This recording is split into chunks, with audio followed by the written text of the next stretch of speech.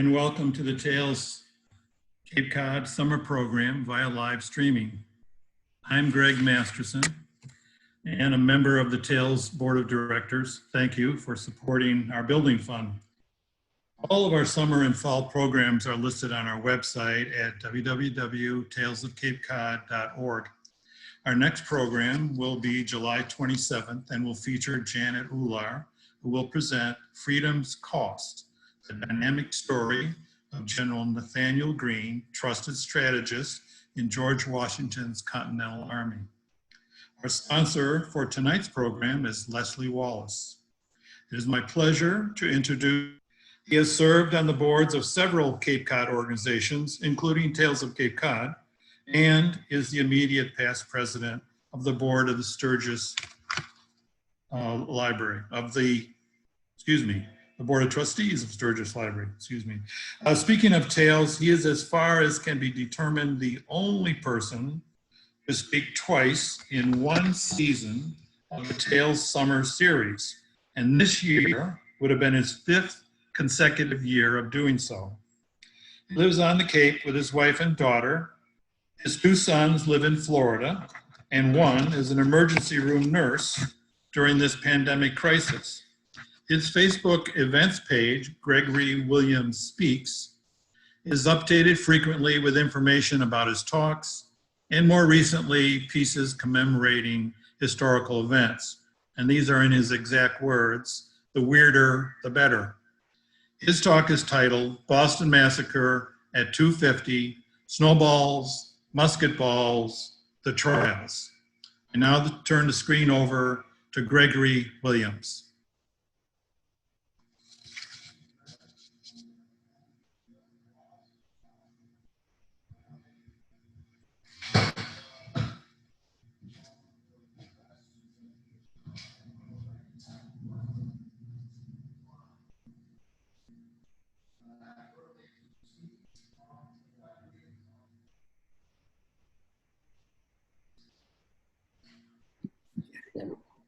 Let me start all over again. Thank you to Greg Masterson for that introduction. Thank you to Leslie Wallace for sponsoring tonight's program. Please phone in your requests and your dedications, and it looks like we have one already. Happy birthday to Steve from Elaine. I have to say right off the bat, this is a little disheartening. I've talked in this venue many times, and I usually pull an audience of between 3 and 5 people. But tonight, thank you, Jude, for being in the audience, and thank both of you viewers at home. Particularly thank you for watching episode 1, season 1 of our 19-part series about the Boston Marathon. I beg your pardon, the Boston Massacre. Really, though, you already know about the Boston Massacre 250 years ago on March 5th, 1770. Because you have seen, and that's our first slide. This program, by the way, will be rather slide heavy at the beginning, and then that'll slack off as we go ahead. You have seen Paul Revere's famous engraving of the Boston Massacre, which he published 3 weeks after the event itself. And from this image, we can see precisely what happened. What you see here is a group of well-mannered, well-dressed white men and one woman, probably on their way home from choir practice or a book club, and they are being confronted by a 7-man squad of British regulars. These regulars have lined up in front of the aptly named Butcher's Hall. These murderers fired a coordinated volley into the citizens without the slightest provocation. Somewhat miraculously, even as their muskets fired, blood had already begun spurting and pooling from 5 citizens. And either that or this was the second volley and nobody had bothered to start running yet. One sniper is firing, I don't know if you can see that on the slide, you can't see it on this close-up, but one sniper is depicted as firing from Butcher's Hall. And there is a dog. Why? Well, one interpretation is that this dog's undisturbed presence signals that the soldiers treated dogs better than they did Boston's citizens. My more fanciful interpretation goes like this.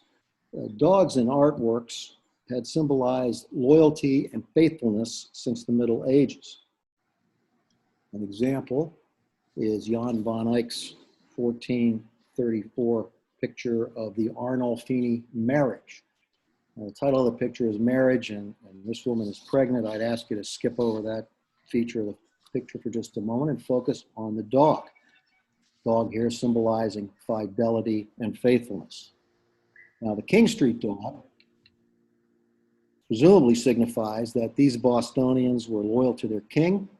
They were faithful to good order and to civic responsibility when they were brutally cut down by bloodthirsty troops. Now, of course, Revere's picture is not meant to be a factual representation.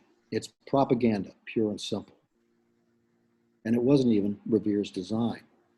The image was created by a 22-year-old Tory named Henry Pelham. Henry Pelham was the half-brother of John Singleton Copley, the greatest painter in colonial America. You know his portraits. Not that one. Samuel Adams, Paul Revere himself, and even the Cape's own Mercy Otis Warren. We've got a picture in here of that. Actually, it's a reproduction of that painting. This is Copley's portrait of the 16 or 17-year-old Henry Pelham, entitled The Boy with the Flying Squirrel, painted in 1765. 5 years after that portrait, Pelham created his own image of the Boston Massacre. He lent that engraving to Paul Revere. And the next thing Henry knew, Revere was marketing his version with few changes. He added Butcher's Hall. There is no such place. It was, in fact, the Custom House. And he added the sniper firing out of that building. Here is Henry Pelham's engraving. You can see the similarities. Pelham began selling his the week after Revere had rushed his to market.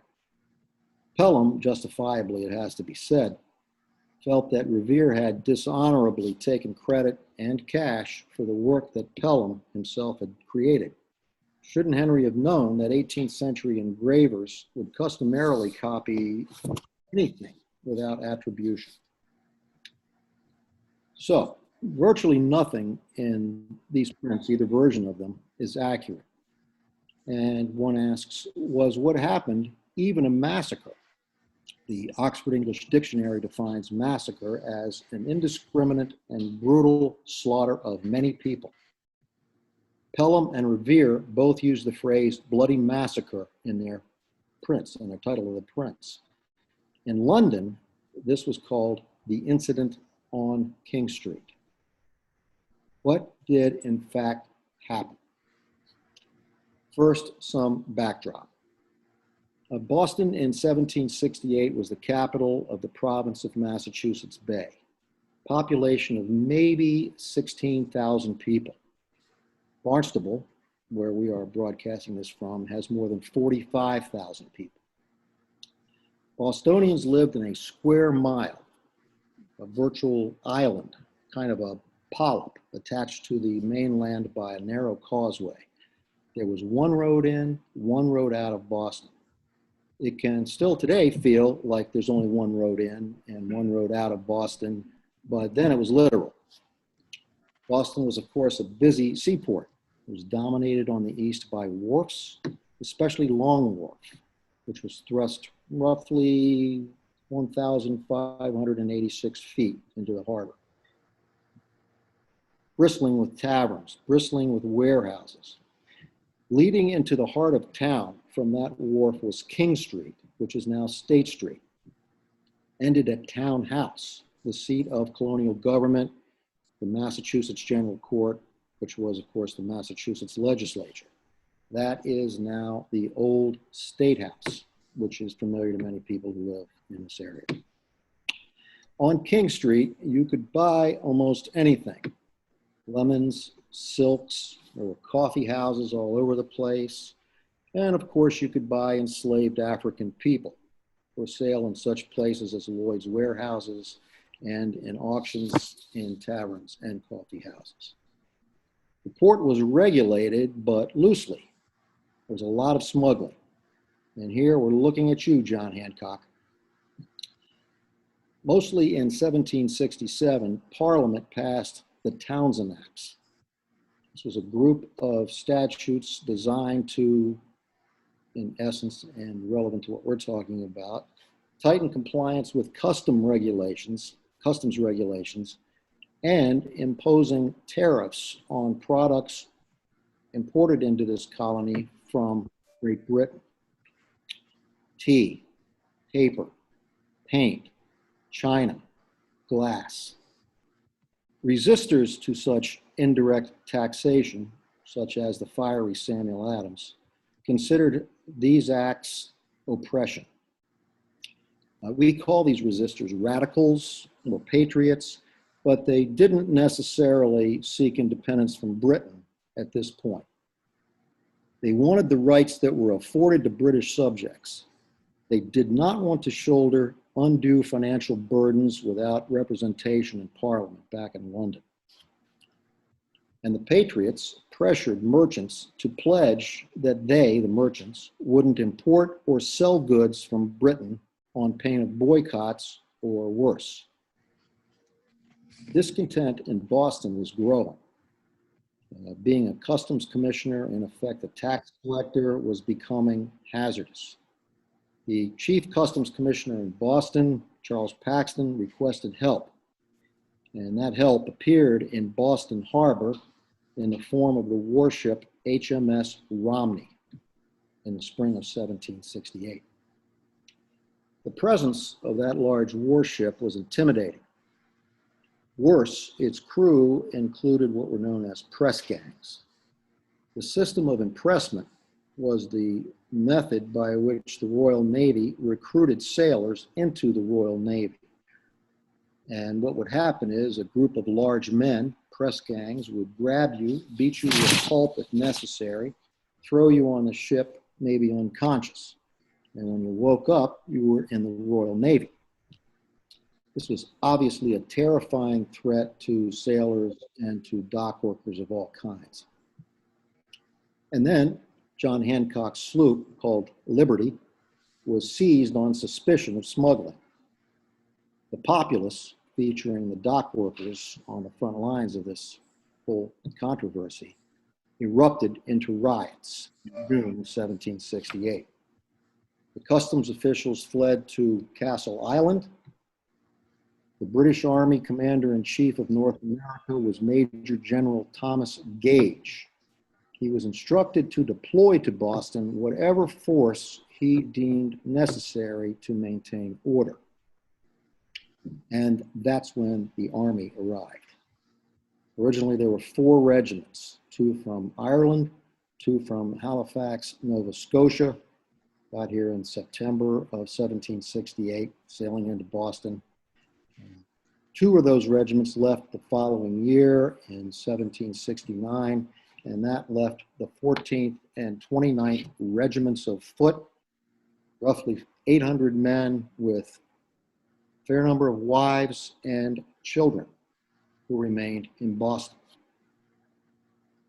This summer, 2020, has brought to the forefront the issue of militarized police and the possibility of using military troops as police.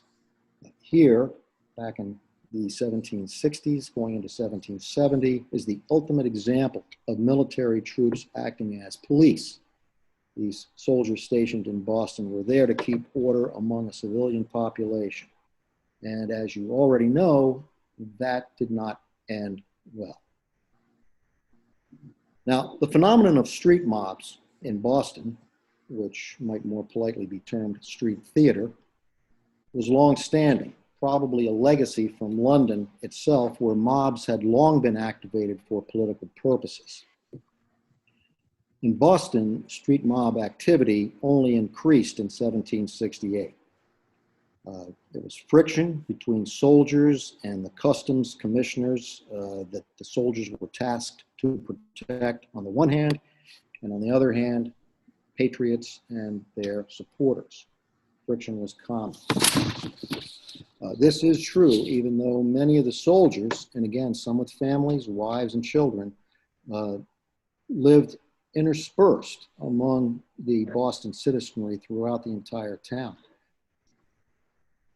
Now, although it did not involve soldiers, one incident between patriots and merchants of imports occurred in late February of 1770. A crowd gathered outside a shop selling imported goods, trying to block shoppers from entering there. And in regard to that crowd, it should come as small surprise that many in such crowds and mobs in Boston were boys. Boys, as you know, are inherently troublesome and violent and do not care a whit for politics. Now, near this shop lived a hated informer for the Customs Service named Ebenezer Richardson, and he injected himself quite forcefully into this gathering scene outside the shop selling imports. The mob then turned on him. They chased him into his house. They soon broke every single window in his house with rocks and whatever else they could find lying about in the street. And one of those rocks struck Richardson's wife. Richardson fired a musket loaded with pea-sized pellets called swan shot out his window. 11 pellets struck the chest and abdomen of an 11-year-old boy named Christopher Sider, sometimes called Snyder, but probably Sider. He died that evening. Joseph Warren did the autopsy. Joseph Warren is a very interesting character that we don't have time to get into in great detail tonight, but I will say that Warren himself was killed by a ball to the head at the Battle of Bunker Hill, after which he was mutilated past recognition by British troops with their bayonets. He was identified by an examination of his dental work, which had been created by Paul Revere. So this is the first known forensic identification of a body, though it was not in a criminal case. Joseph Warren. Getting back to Christopher Sider, handed the stunning propaganda opportunity of Sider's death. Samuel Adams stepped in and arranged for Sider's funeral, which was attended by some 2,000 people. Quote, the largest perhaps ever known in America. Remember, the population of Boston is only about 16,000. The Patriots thus made great hay with Sider's death, and they hopefully preached on that occasion that it, quote, will be a means for the future of preventing any, but especially the soldiery, from being too free in the use of their instruments of death. Siders is sometimes deemed the first casualty martyr of the revolutionary cause. His exalted martyrdom lasted about 11 days until March 5th. Now, what precisely happened the night of the Boston Massacre, March 5th, 1770, cannot be reconstructed. And that's probably true for any chaotic event, probably for any event. For 19 days after the Boston Massacre, again, what officialdom termed the incident on King Street, 96 witness depositions were taken. 3 people would take down notes. The witness would sign an affidavit affirming the versions of what had been taken down in the notes. And as you can probably imagine, versions of what happened were all over the place. So to provide a narrative of what happened in the Boston Massacre, one must choose, maybe amalgamate several versions of events. Let's try it. The trouble might have begun the immediate trouble, I should say, might have begun a couple of days before at a rope walk. A rope walk is a place where workers made rope. Ships required a lot of rope called line, miles of it. And it was made in open or covered areas many hundreds of feet long. Workers used levers to straighten the line's threads as they twisted those threads into rope. And to do that, they would often use a stick called a wouldering stick, or more usually a willow wand. Rope workers were tough, dockside people. They might carry willow wands around with them even when they were off the job, because you never know. Now, it was common for soldiers in Boston to seek casual labor. And on the 2nd or 3rd of March, an Army private looked for work at one of the rope walks run by a man named Gray.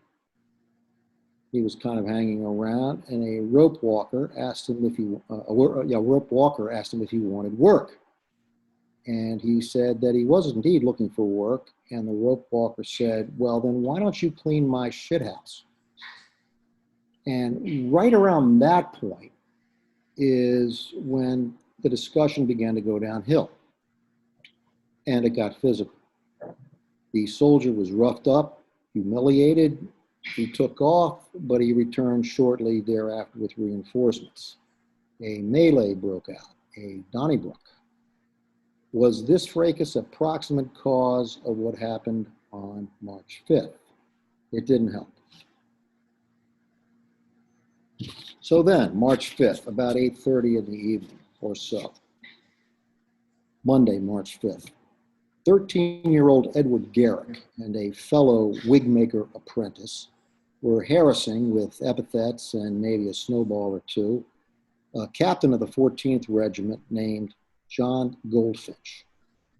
Goldfinch was targeted because ostensibly he had not paid Garrick's master for some kind of wig treatment. That he had in fact paid that bill is irrelevant and probably was then. Garrick's yelling at Goldfinch drew some of the people who were by then roaming the streets. This scene took place in front of a sentry box in front of the Customs House. The Customs House on King Street was the headquarters of the hated Royal Commissioners of Customs. Standing sentry in front of the Customs House was Private Hugh White. Goldfinch pretty much ignored Garrick, especially since Goldfinch himself was hurrying to a disturbance between soldiers and citizens that was already in progress. Private White, though, in his sentry box, felt that he had to defend this officer, this gentleman had paid his bill, so Garrick should just shut up. Garrick, a spirited lad of Boston's streets, surely White swung his musket at Garrick, maybe hitting him on the side of the head. And by now, probably something in the order of 50 Bostonians had gathered. And at least one of them might have referred to Private White as a lobster son of a bitch. Around this point, bells began to toll, especially from Townhouse, what is now again the old State House, at the head of King Street.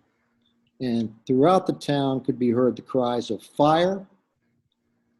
There was some suggestion that certain citizens had pledged to engage soldiers that night, and that soldiers in turn had pledged that they would defend themselves. People are yelling fire. They are also yelling town-born turn out. And that was a signal of a potential street event riot. Even before this signal, many citizens were moving through the streets armed with cutlasses, clubs, or sticks, maybe a few willow wands. Groups of soldiers also roamed about, dealing roughly pretty much with anyone they encountered. There were scuffles, snowball fights erupting here and there in these ill-lit streets, lit pretty much only by lamps from buildings and from the quarter moon. Streets ill-lit and snow-covered. Upon hearing the bells, One person who left his dinner was 47-year-old Michael Johnson, who was 6'2" and powerfully built. And here we'll have a slide. He was born in Framingham in 1723. He had grown up in the Native American community of Natick. He was apparently of Natick ancestry, maybe Wampanoag, maybe Black. Early histories describe him as mulatto, which is a now offensive term meaning a biracial person, but then probably it just meant a skin tone. This gentleman was enslaved when he was about 11 years old. By age 27, he had been sold 4 times. He escaped from slavery in 1750 and went to sea, probably on whale ships, probably assisted by Quakers in New Bedford. Sometime after 1760, he lived for a while in the free Black community of Providence in the Bahamas. But he returned to sea, sailing in and out of Boston several times, always very wary of press gangs. And during the freezing winter of 1769-1770 in Boston, he was possibly only there temporarily. He was possibly intending to leave Boston for North Carolina. He was probably not using his real name, Crispus Attucks. Now, the swelling crowd at the Custom House grew more boisterous. They were throwing snowballs. They were throwing chunks of ice, maybe a few oyster shells, pieces of cobblestone, whatever other debris they could find lying about on the street. It seems natural that that would include frozen road apples or horse manure. At least I've always assumed that. They might have spit on the soldier.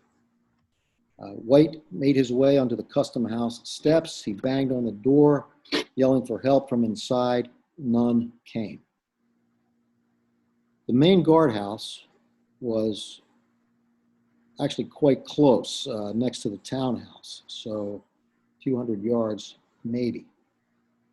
There, the officer of the day, who was 48-year-old Irish-born Captain Thomas Preston, learned of White's plight, whether he could actually hear it or whether someone came to him with word of White's trouble unknown. Preston was initially indecisive, probably mostly because he knew, as did everybody, that Army troops were not allowed to quell civil disturbances unless specifically requested by local civilian authority, just like now. He decided to march 1 corporal and 6 grenadiers to the Custom House. Grenadiers were the tallest soldiers in the unit. To make them appear taller, they wore mitres, mitre caps or hats. Another slide. There you see a grenadier wearing such a hat and examples of the facings of different mitres around the edge. On the way down to the scene of the trouble, Preston was stopped by a 19-year-old 6'3" bookseller, taller than the grenadiers, named Henry Knox. Henry Knox implored Preston, for God's sake, take care of your men. If they fire, you must die. Preston indicated he was aware of the danger. Henry Knox would later top 300 pounds. And more importantly, he would become the chief artillery officer in the Continental Army. He would direct the transport of the captured cannon, some actually more than 60 tons worth, from Fort Ticonderoga and transport those materials 300 miles to Dorchester Heights. And those cannon eventually convinced British forces to evacuate Boston on March 17, 1776. Knox died at the age of 56 from an infection caused by swallowing a chicken bone. So if you don't take anything else away from this talk, let that be a lesson to you. Preston probably had intended to scoop up White, hustle back to the guardhouse, but the swirling crowd prevented that. Preston ordered his men, now including White, to fall in. He lined them up right there in a semicircle. Preston yelled at the crowd to disperse. They yelled back, insults, dares to the soldiers to shoot. The soldiers were armed with a weapon called a long land pattern musket, better known as Brown Bess. This musket was not named after Queen Elizabeth I. Bess was slang for a mistress or prostitute. You probably didn't think that this talk would get this racing. Brown Bess weighed a little bit more than 10 pounds, a little bit more than 5 feet long, fired a 71 caliber ball, and it could be fitted with a 17-inch long triangular bayonet. Why triangular? Because if you stab somebody with a triangular bayonet, it creates an open wound, which is hard to close, hard to heal. Bet you didn't think this would get so gory. Actually, you probably did, since the word massacre is in the title. Anyway, we had those bayonets here. The soldiers were ordered into a position called charged bayonets, and some of those soldiers thrust those bayonets at civilians in an effort to keep them at bay. As for Bess, the accuracy of the Bess was fair, but you don't need to be a marksman to hit somebody standing a few feet away from you. The crowd was growing. Some of them were yelling such sentiments as, "Damn you, you sons of bitches, fire, you can't kill us all." So the word fire was loudly bandied about in various contexts. Somebody pushed somebody, perhaps innkeeper Richard Holmes, threw or swung a club, hit a grenadier named Hugh Montgomery, who lived in town with his wife and 3 children, his wife Isabella. He was known to some of these people in the crowd. People knew some of these soldiers. Montgomery slipped, his Brown Bess skittered across the ice. He was furious, he retrieved it, he was slipping, he fired his weapon. He supposedly later confessed to his lawyer that as he fired, he had shouted, "Damn you, fire." Maybe about that same time, Preston screamed, "Recover," to gather in his troops. It was too late. The soldiers fired raggedly. The first person hit was Samuel Gray, probably shot by 22-year-old Matthew Kilroy. The ball from Kilroy's Brown Bess hit Gray in the head and took away much of his skull. Crispus Attucks, maybe 12 or 15 feet away from the soldiers, either unable or unwilling to retreat, charged the redcoats, intending to throw or swing the heavy stick that he'd brought. A ball hit him in the lungs, and another one hit him in the liver. He died instantly. Irishman Patrick Carr was also hit twice, in the hip and the backbone. He lingered for more than a week and finally died on March 14th. Also hit twice, sailor James Caldwell, as he was turning away from the fight. And 17-year-old Samuel Maverick, who was an apprentice to an ivory turner, tried to run. He was hit in the stomach by a ricocheting ball. He died the following day. Now, besides the 5 dead, 7 were wounded, notably 2 more 17-year-olds. One of them was Christopher Monk. He was hit in the back. He died 10 years later, purportedly as a result of that wound and its sequelae. Also notable, Robert Patterson was shot in the arm during the Boston Massacre. In the Richardson shooting, where Christopher Sider was killed, Patterson had been standing there. Ball from Richardson's lawn shot had passed through his breeches. So, 12 people shot by 8 soldiers. How were 3 men hit twice? It was expected at the time that a soldier could fire 3 times in a minute.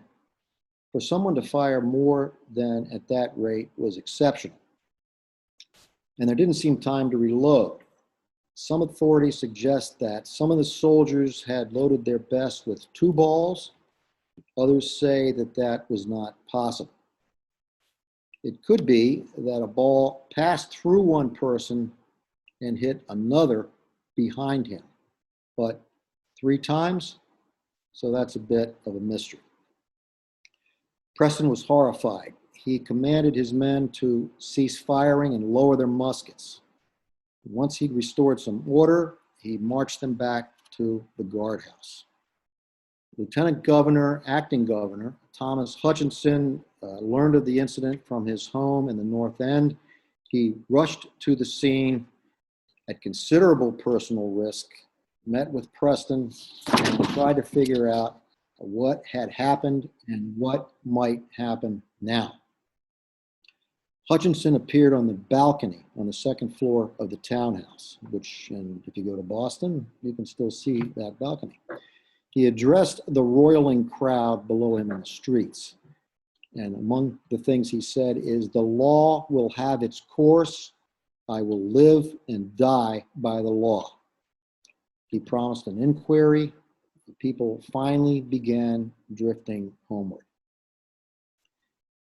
They began gathering again the following day, though, and in a week or so, the troops decamped for Castle Island. The first 4 victims of the Boston Massacre were buried on the 8th of March. Carr, who was a Catholic in a town that did not have any priests, died on the 14th. He was buried on the 17th. Those killed at the Boston Massacre are buried in the Granary Burial Ground, which is on Tremont Street, across the street from Suffolk Law School.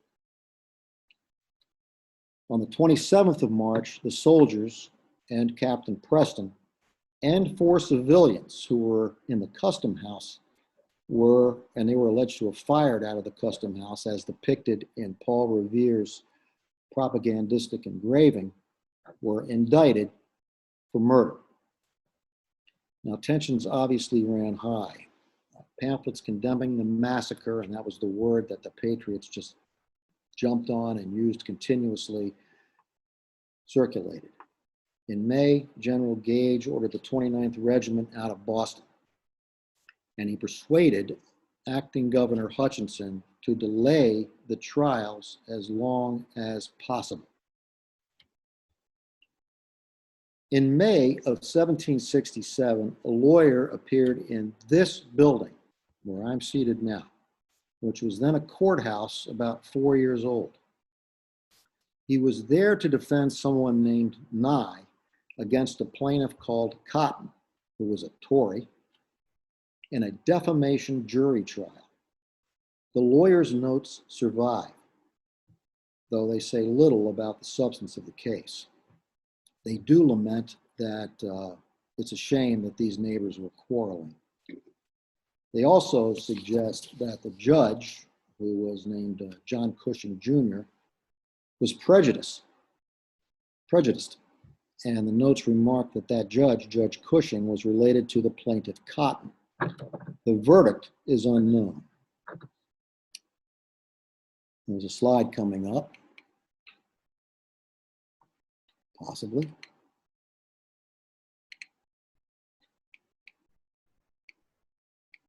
Sometime. Pretty sure I got the right button here. There we go.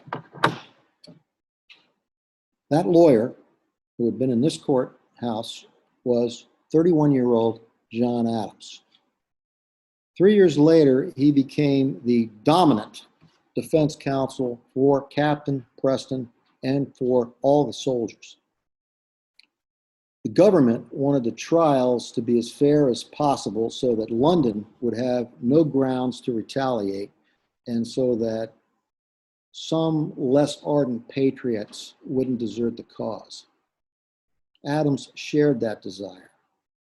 He also wanted to be in the legislature, and 3 months later, he was. And he might also have shared the sentiment that is sometimes attributed to criminal defense lawyers that any publicity is good publicity. But I don't know that. Joining Adams's defense counsel was Josiah Quincy II and a Tory named Robert Auchmuty. Among those assisting at the trial were engraving plagiarist, forensic dentist Paul Revere. He drew a diagram showing the position of the 4 killed at the scene. Prosecuting was Solicitor General Samuel Quincy, who was Josiah's brother. And the other lawyer was then private counsel Robert Treat Paine. The following year, after this trial in 1771, Robert Treat Paine would become the first Attorney General of Massachusetts. He also, a few years later, would prosecute the first death penalty case in the United States, a case that I've talked about at some length, Bathsheba Spooner and her boyfriends who killed her husband. Robert Treat Paine would also go on to sign the Declaration of Independence. And his statue stands in Church Green at Taunton, and you'll see Robert Treat Paine's statue if you drive into Taunton to get some chop suey sandwiches. The trials of Captain Preston and the soldiers were severed. Preston's trial was styled Rex versus Preston. As we now have it would be Commonwealth versus Preston today. Then it was Rex, which is obviously King, versus Preston. His trial was first. It went from the 24th to the 30th of October in 1770. Preston's trial was one of the first, if not the first, trial in the colony to last more than one day. The issue at Preston's trial was whether or not he had ordered his men to fire on the civilians. Something like 40 witnesses testified. Yes, he had ordered that. No, he hadn't ordered that. It was all over the place, obviously. Also coming into play was the argument that the soldiers had been provoked by the aggressive mob into firing. Preston was acquitted, and the following day, he sailed away from Boston to England. Years later, Adams saw him in the streets of London, and the two men passed each other without speaking. Now, you might have noticed that I haven't said anything yet about the jury in Preston's trial. And the reason for that is I've saved the key, or at least one of the keys, to Adams' trial victory until the end. First, I would say that none of the jurors, who were obviously 12 white guys, was from Boston. They were from some faraway exotic locales like Braintree, Dorchester, Hingham, and Roxbury. More to the point, when the jurors were being chosen, the jury pool ran dry. Now, the Latin term for jury pool is venire, V-E-N-I-R-E. And I love that word because it's a word that no two lawyers pronounce the same. But when the jury pool dried up, when that happened, as could happen now, the appropriate officer, who would have been the sheriff then, would be a court officer now, could simply pick jurors wherever jurors could be found. They could be spectators in the courtroom, or the court officer, the sheriff then, could even go out in the streets to select jurors. A wealthy, very Tory merchant and friend of Preston named Gilbert de Blois, D-E-V-L-O-I-S, had been advising Preston about jury selection, about prospective jurors for his trial. But at this point of jury selection, when the jury pool has been dried up, de Blois somehow got himself on the jury. And he brought with him 4 other very Tory jurors, biased Tory jurors. These jurors were unlikely to participate in a unanimous guilty verdict against Preston, and they didn't. A couple of months later, November 27th to December 5th came the jury trial of the soldiers, and that case was styled Rex versus Wems. Probably Wems was the lead defendant because he was the corporal. The rest of them were privates. The theory was, from the prosecution standpoint, was that if any soldier in the group killed somebody, then any soldier there aided and abetted that murder, so would be guilty as a principal. And the soldiers' chief defense that they had wanted to press was that they had been ordered to fire by Preston. That was gone, pretty much, on the presumption that if sheer tawdriness had not carried the day in Preston's trial, then the jury must necessarily have found that Preston had not ordered the soldiers to fire on the civilians. The defendants were Carroll, Hartigan, Kilroy, who we've mentioned, McCauley, Montgomery, who we've mentioned, Warren, Wems, and White. There were 3 Williams, 2 Hughes, Matthew, James, and John.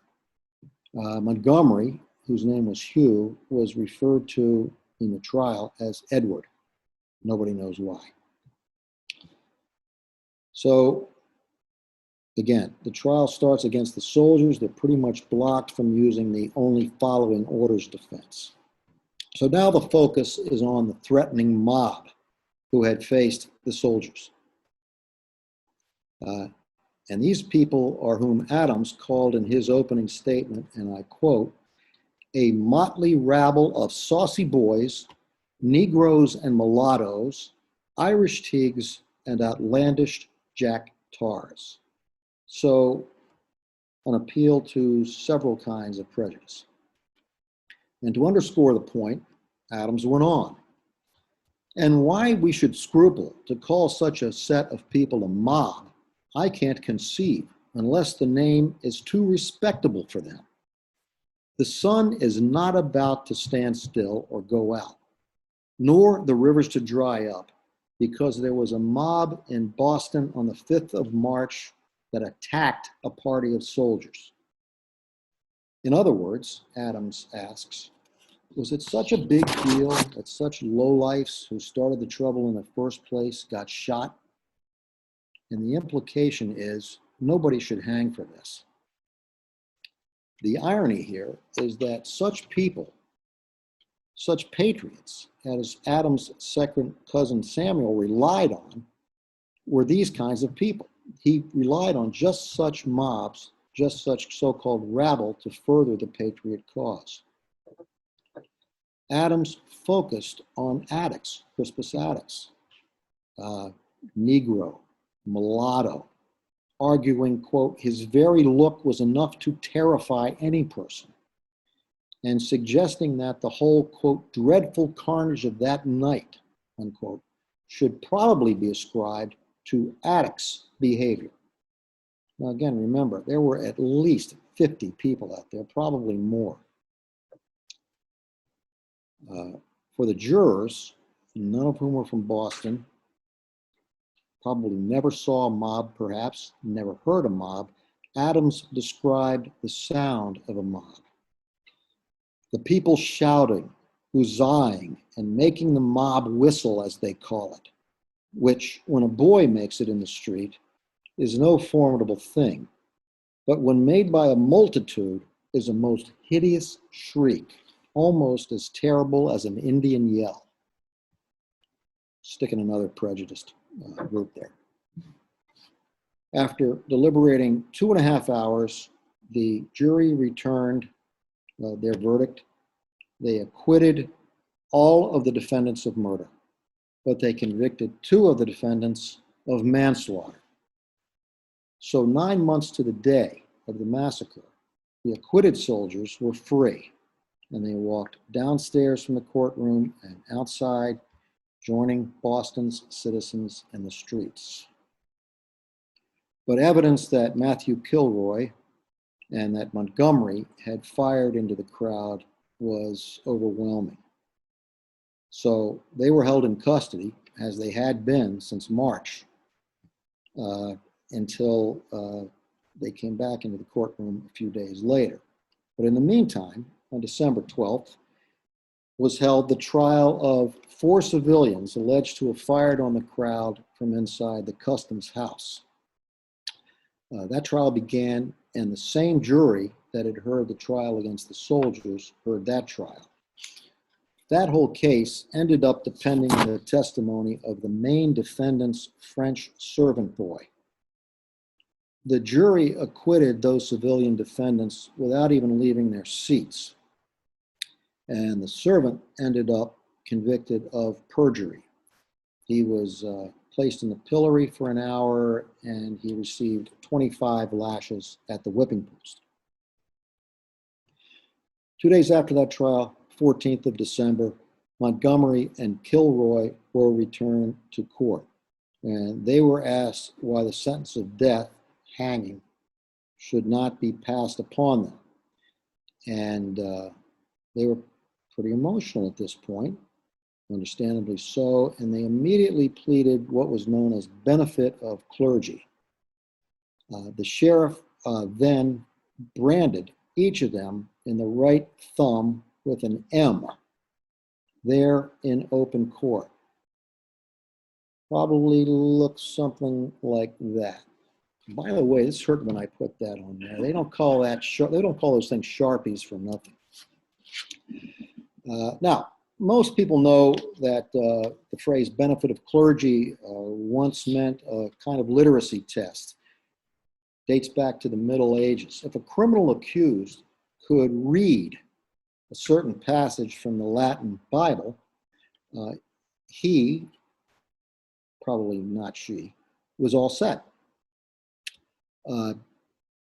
This was in deference to the clergy and to literate people, and those were usually one and the same.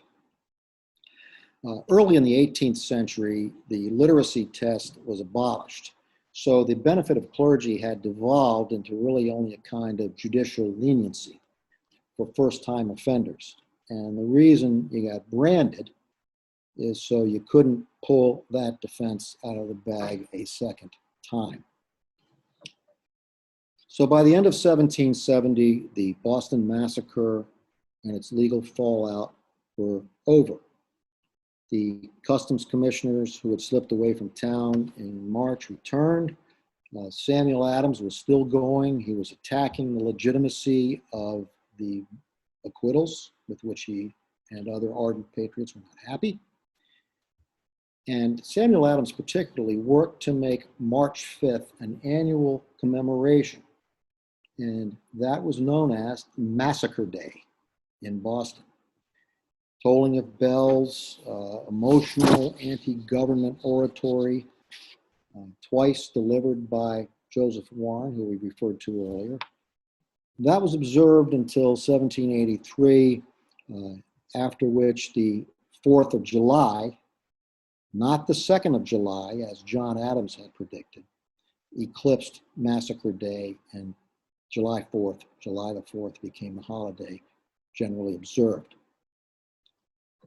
Now, oddly, the chief source of the discontent that led to the Boston Massacre, the Townsend Acts, were partially repealed back in London on the very day of the Boston Massacre, March 5th, 1770. Left intact was a tariff on tea. And that tariff served as the basis of the 1773 Tea Act, which led to another street, really wharf incident, the Boston Tea Party on December 16th, 1773. Further irony is that Townsend himself, the acts were named after Charles Townsend, who was the Chancellor of the Exchequer back in London. He was unexpectedly dead by this time. Now, back in 1761, West Barnstable's own James Otis Jr., this is 9 years before the Boston Massacre, had argued for 5 hours in the townhouse, the old State House, against the writs of assistance. And at that time, John Adams had written, then and there, the child, independence was born. After the Boston Massacre, which occurred just down the street from the State House, Adams observed that that night, March 5th, 1770, quote, the foundation of American independence was laid. Well, which was it? Or was it both? Or was independence a confluence of many factors that cannot be located on a map of a block or two of what is now State Street in Boston? And that is the end. Thank you both. And are we having questions that I can answer? Are people texting in questions, Peter? It would be on your screen. It would be on my screen.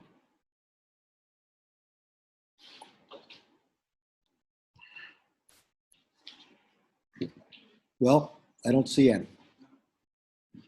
Maybe the gin and tonics have kicked in at this point and there aren't any questions. Oh, I'm getting some technical assistance here. A different computer.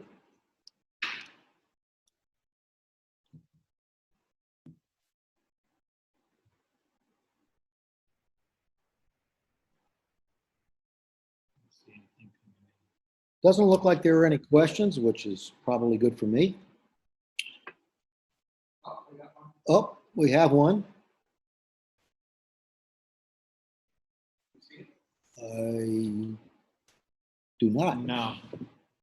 I do not. When and how When and how? did Crispus Attucks become the famous Boston Massacre? That actually started in the 19th century, and certainly gathered steam throughout the 19th century. And it got to the point where he was seen as a kind of a civil rights figure because of his heritage, obviously. The point has been made that the people back then in 1770 would certainly not have seen him in that light. But Crispus Attucks was a very discernible figure. He was a very large, powerful man. Amazing that he never got impressed, probably because press gangs were afraid to go toe-to-toe with him. But certainly fairly early in the 19th century, attention zeroed in on Crispus Attucks. Someone wants to know, when is your next talk? Actually, I was supposed to be talking here in the Tales of Cape Cod on August 3rd, which is only 2 weeks from tonight. And I feel that's a little too much too soon. So I don't know. I know I've got a private one coming up in September and about 3 scheduled right now for October. So I would say to look for those and to check my Facebook page, Gregory Williams Speaks, where I talk about all kinds of inane things, but among that material is information about the talks as they come up. Nobody knows for sure, obviously, when live talks will resume, but people are hopeful that that will happen perhaps as early as September. The other thing I would mention is to constantly view the website, and as changes are made, they will be posted.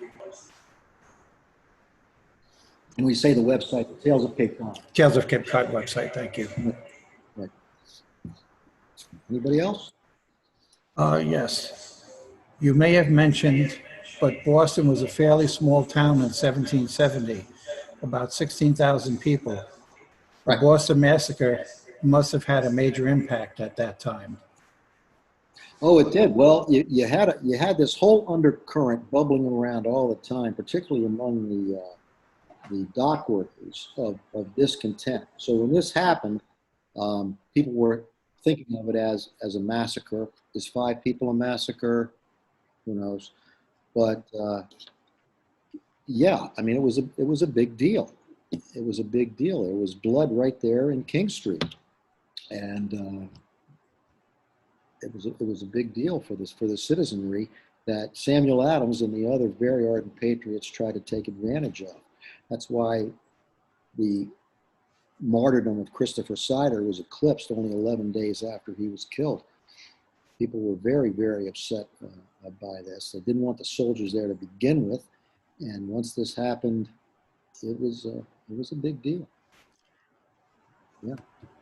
I would say too that again, that make a point about, and I think I made this point, it was a relatively small place in a very tight area, square mile, 16,000 people. These soldiers, there was obviously a military fort on the island, on Castle, and the fort there was Castle William. But these soldiers were not garrisoned there all the time. A lot of them anyway, lived right in the city among these people. They were tenants of a lot of the people there in Boston. And so they got into a whole, whatever would happen among people in a town of that size could happen with soldiers, including marriage, affairs, evictions, all kinds of situations. Isabella Montgomery, who was Private Montgomery's wife, was in trouble fairly frequently for getting into scrapes with her neighbors and yelling at them. So that was a feature too. A lot of tension, a lot of friction, very often. I'm not seeing these questions come up, so I'm relying on you.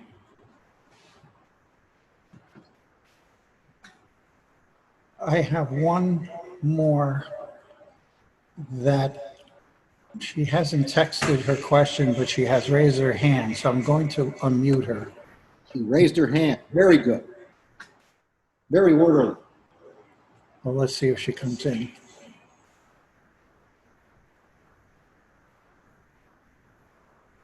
Okay.